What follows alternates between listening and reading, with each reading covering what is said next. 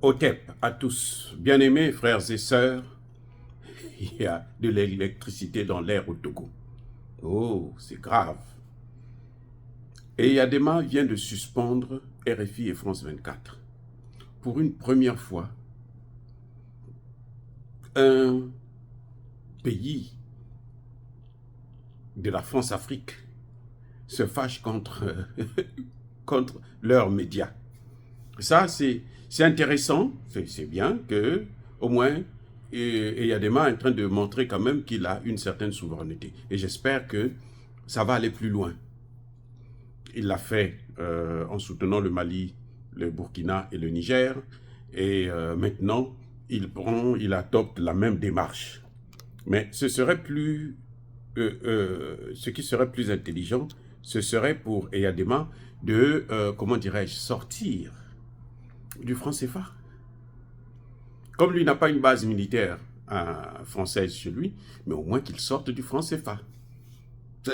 Ça ferait vraiment beaucoup plus plaisir, quoi. Mais bon, des petites décisions comme ça ressemble beaucoup plus à une forme de chantage, parce que certainement que les Français, voyant que sa cote de popularité n'est plus au beau fixe. Elle n'a d'ailleurs jamais été, parce que vous savez qu'il a remplacé son père, qui a passé plus de 40 ans presque, et lui-même, ça fait au total, les deux cumulent 57 ans de pouvoir. En tout cas, presque 60 ans. Oui, donc sa venue au pouvoir, ça n'a surpris personne. C'est d'ailleurs le propre des mauvais dirigeants africains, c'est que leurs enfants veulent aussi être présidents. Parce que les papas ont mal géré, les enfants, s'ils veulent venir faire la même chose. C'est ça qui est le propre des mauvais dirigeants africains. Quand vous voyez un président qui est au pouvoir et vous voyez son fils veut le succéder, posez-vous la question de savoir qu'est-ce que le père a fait. Attendez, je reprends. Lorsque un homme est au pouvoir et son fils veut le succéder, posez-vous la question de savoir qu'est-ce que le père a fait. Quelles sont les réalisations du père? Vous allez trouver que le père a été nul. Soit il a endetté son pays, soit c'était un tueur qui ne respectait pas les droits de l'homme, ainsi de suite. Soit, en tout cas, toutes ces choses-là reviennent, font que le pouvoir est tellement facile pour les enfants qu'ils pensent que c'est un jeu. Donc, ils peuvent, même s'ils sont incompétents, puisque en général, vous allez voir aussi que ces enfants en question n'ont pas fait des études brillantes. C'est le seul moyen que nous avons pour évaluer la connaissance de chacun de nous. Donc, ils n'ont jamais fait des études brillantes, ils n'avaient jamais été brillants à l'école, et puis bon, ils veulent succéder au père, parce que le père a mal travaillé, et donc ils pensent que c'est comme ça, la vie est trop simple.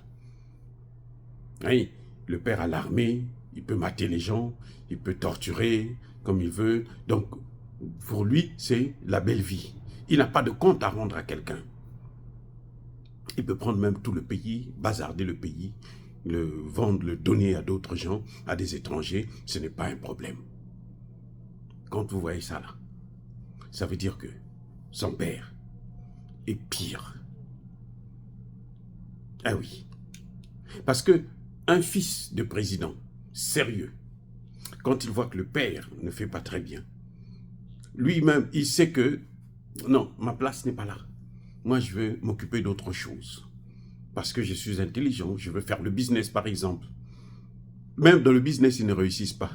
C'est bizarre, les enfants des gens des présidents qui gèrent mal. Même dans le business, ils ne réussissent pas.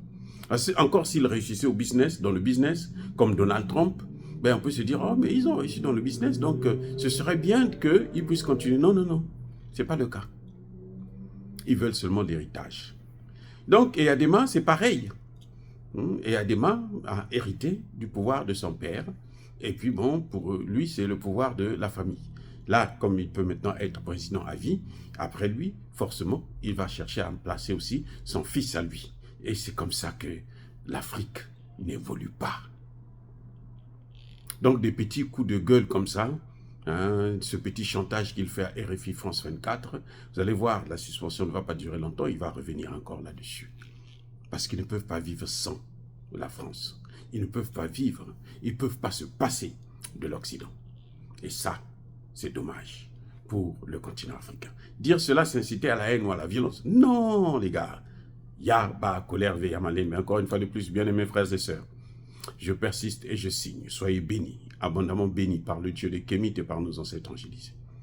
Mais que tous ceux qui persécutent le continent africain, le pillent et le déstabilisent, qu'ils soient noirs, blancs, chinois, arabes, juifs, indiens ou qui qu'ils soient punis, maudits, foudroyés, neutralisés, écrasés, effacés par le Dieu des Kémites et par nos ancêtres angélisés.